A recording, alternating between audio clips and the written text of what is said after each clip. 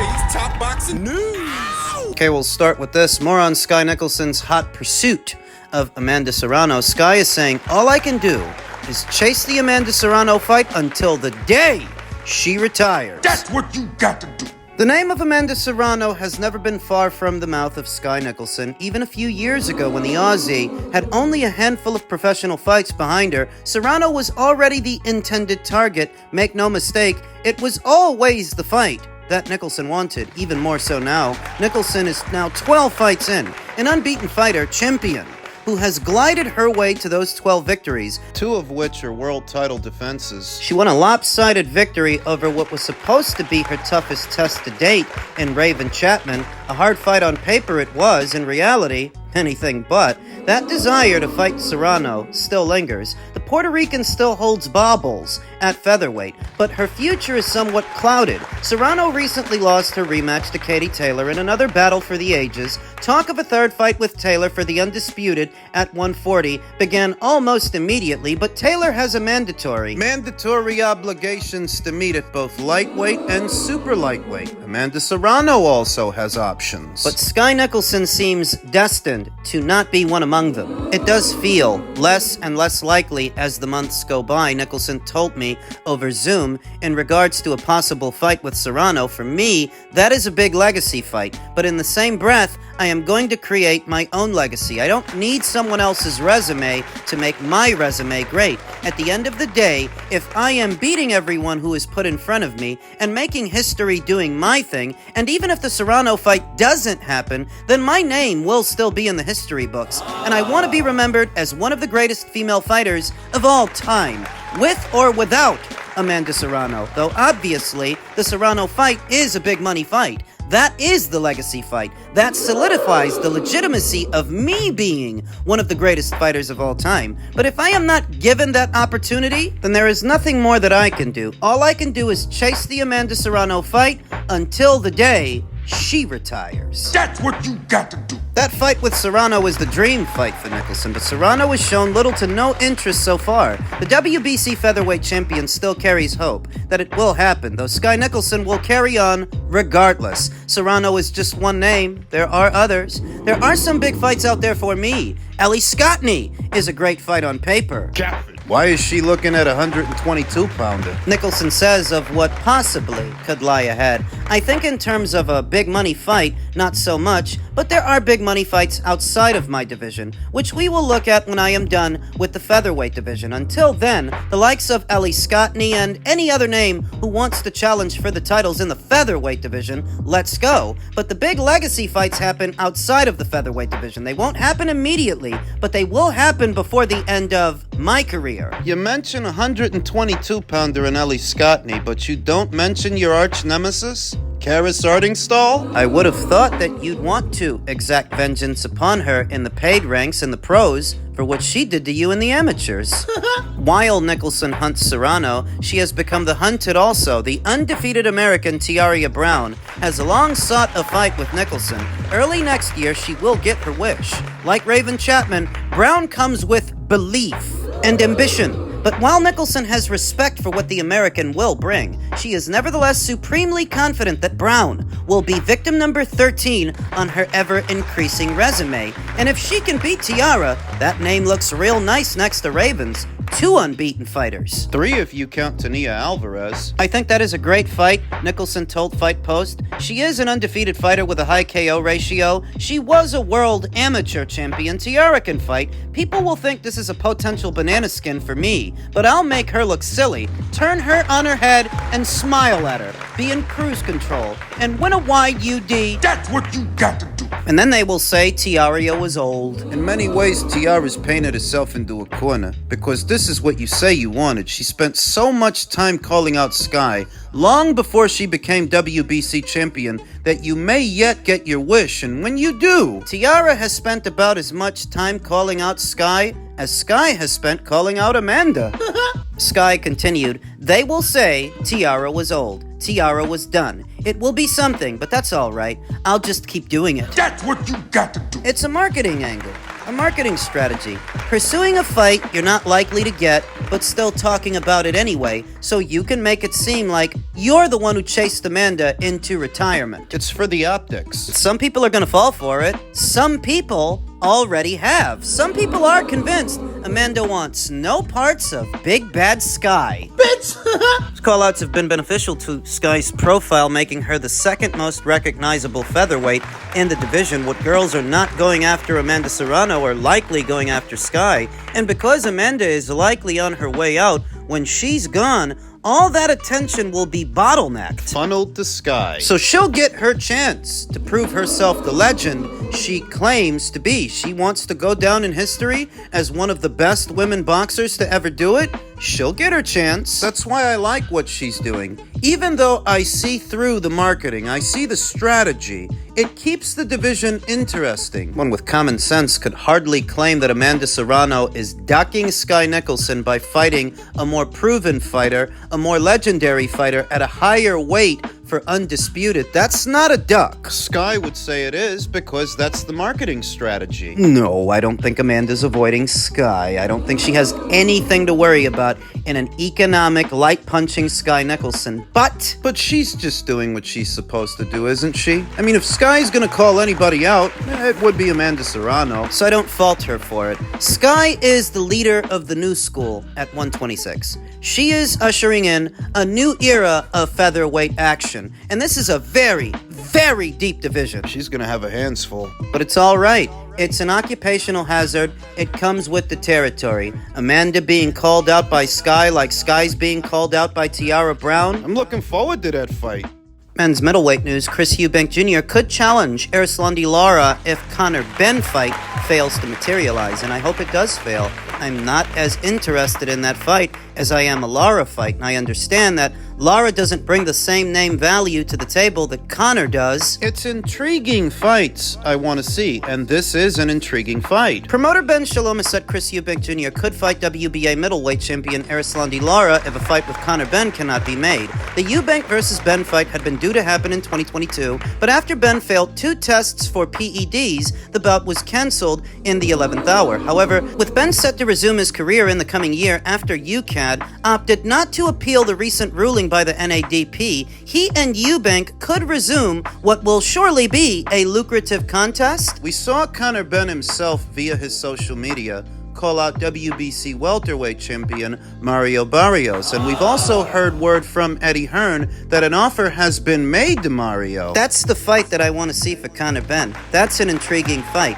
This is the fight I want to see for Chris Eubank Jr. The Lara fight. That's the fight that's going to be made if Ben doesn't get done, confirmed boxer promoter Ben Shalom. That's the fight we're looking at. Obviously, there's a lot of talks about the Conor Benn fight. If they, Ben and Matchroom, are sensible, then that fight, I believe, happens. But obviously, Chris has always wanted to win a world title, and Lara represents a big opportunity. We've had preliminary talks for Lara, who is with the PBC. We've been talking for a while about this fight. We were talking before the Camille Zeremata fight, which Chris Eubank Jr. won in October. It's a fight I believe both of them want, and I believe it presents a massive opportunity. It's not just an opportunity for Chris, it's also an opportunity for Lara. Who do you see offering Lara big money for a fight right now? He's 42 years old. We can rule out Carlos Adames as a potential opponent for Lara. Carlos is PBC stablemate because he's going to be boxing Hamza Shiraz in February. I've yet to hear any news about Yanni Beck or Top Rank making Lara an offer for a fight, and if they do,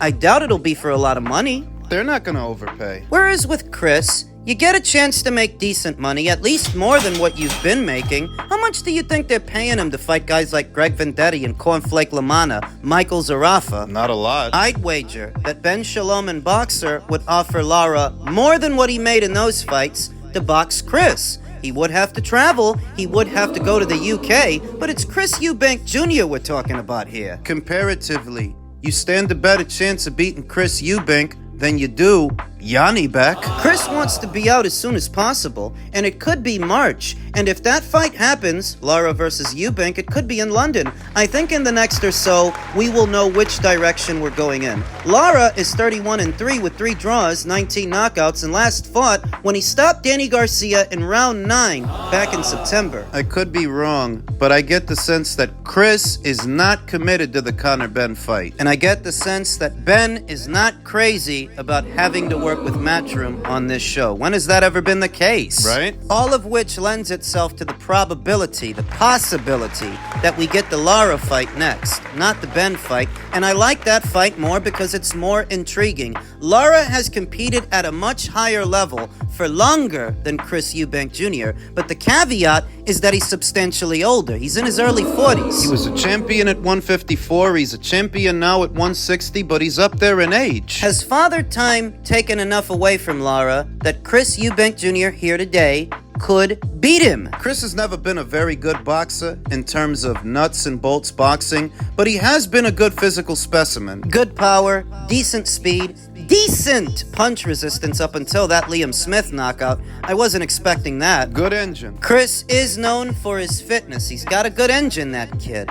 And between his limitations as a boxer and Lara's advanced age, you have all the makings of a fight where the answer isn't quite clear, the outcome. It's not a foregone conclusion that Chris wins. Liam Smith knocked you out. If Liam Smith can hurt you and he can knock you out, there's a chance Lara could do the same or better, because Lara can punch. There's not a lot of pure boxers with power, but Lara is one of the few. And Chris, stylistically, I'm not sure he knows how to handle a guy like Lara. You try to box Lara, you're gonna lose a points decision. You gotta put the pressure on him. That's how you make him uncomfortable. I wouldn't say that Chris is an according to Hoyle pressure guy. It's always been hard to figure out what kind of boxer Chris Eubank Jr. is, because he spent a number of years without a trainer, a formal trainer. You know, then he paired up with Roy for a short while. He enlisted the aid of Brian McIntyre for the Liam Smith rematch. His corner situation now. I think he's with Jonathan Banks. Jonathan Banks, who used to train Vladimir Klitschko, Cecilia Brækhus, Gennady Golovkin towards the tail end of his career. He's training Chris. I think that's what I heard. It's all very interesting. Between Chris's limitations as a boxer and Lara's advanced age, the outcome of the fight isn't clear. And those are the kind of fights I like to see, the ones where I don't know what's going to happen. Some sense of urgency that Chris wants to get out there as soon as March. Gives me the impression they ain't got all the time in the world to be negotiating with Conor Benn and Eddie Hearn and just trying to find a middle ground to make that fight happen. I don't want it. I want this one. I want this fight. This fight is more intriguing to me. See if they make it. And finally, in men's light heavyweight news, more on the corner situation for former champion Callum Smith, clarifying, is he still with Buddy McGirt?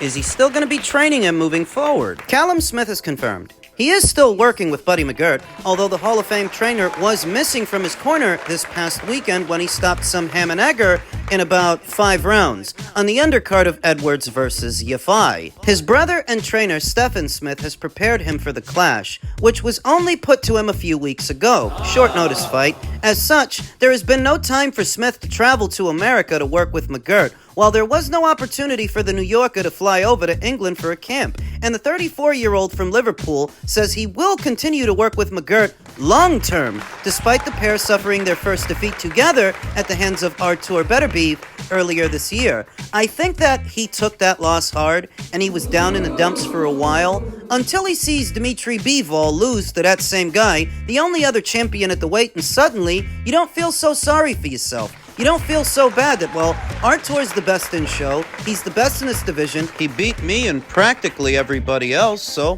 that's nothing to be ashamed of. Callum Smith told Boxing News, there's no split with me and Buddy, but I didn't really know this fight was happening. I wasn't in camp, so I wasn't going to go over to America without a date. Then I wasn't going to bring Buddy over if I didn't have a fight confirmed. It's only just been made now, so I'll speak to him now about the situation for this fight. But moving forward, it will be Buddy and my brother Stefan, who has helped me a lot over the last few months. I'll be doing bits with the both of them, but there's no split from Buddy. It's just circumstance. Buddy might be in the corner for this one still. I'll see whether it's worth bringing him over or not. There's no decision made on that yet. That's what he said before the fight. Outside of the top 2 guys at the weight, that's Artur, who he fought already, and Dmitry, who he didn't, you could give Callum Smith reasonable odds against everybody else. That's Joshua Buatsi, that's Anthony Yard, Lyndon Arthur, Dan Aziz, David Benavidez, David Morrell, Vozdik, Alexander Vozdik. These are the fighters he can fight In the interim, while he waits for the belt situation to clear itself up, Artur and Dimitri are supposed to be running it back. And you figure that if Dimitri wins the rematch and he becomes undisputed champion, he gets revenge, this is someone that Callum can target. This is someone that Callum can go after. But in the in-between time, he can go after Joshua Buatsi. He can go after Anthony Yarde. Just all those aforementioned fighters, he can keep busy with them, and those fights are worth some money in the UK. Callum Smith versus Joshua Buatsi, you can sell that. You can sell a Yarde fight. On the undercard of Derek Chisora versus Otto Verleen, we're going to be seeing Willie Hutchinson take on Zach Parker. Whoever wins that fight, Callum Smith can go after the winner of that fight, whoever it is. That there are more fights to be made, more money to be made. Good thing he's staying with Buddy McGirt, because outside of that Artur Better Be fight, he's been looking great with Buddy in his corner, and it seems that they got a good thing going. They want it to continue. He's a strong puncher at this weight. That is established. He knocked out Lennon Castillo, who had never been knocked out. He knocked out Matthew Bowder-Leak. He knocked out this guy this past weekend. He can punch. Just needs to be more active. It's been said on previous occasions that Callum Smith only really gets out of bed for the big fights and the big names. He's got to come off of that stance, because inactivity doesn't help anything. It doesn't help anyone. That if you have to take 1 or 2 filler fights in the interim, while you're waiting for something bigger to come along, you should, because spending that time doing nothing profits you nothing. You don't gain nothing. The fight I want to see Callum Smith in the most is perhaps the Joshua Buatsi fight. I feel like for all of his amateur accolades, Joshua Buatsi is a fighter that is not up to scratch, has not lived up to the expectations set before him when he joined the paid ranks. And Callum Smith would be a step up from the fighters that he's been fighting. He's the best guy that Joshua Buatsi fought. And while I understand that Joshua Buatsi is over there on the boxer side of things and Callum Smith is still with Matchroom, it's not like Joshua Buatsi's busy with anything, and it's not like he's got a high abundance of options, because he doesn't. It's not like he's about to fight for an alphabet title. It's not like he's about to fight Anthony Yarde. For a second there, we thought that he was going to, but all of that fell apart, so why not fight Callum Smith? He needs a big fight, and so do you. Make it happen.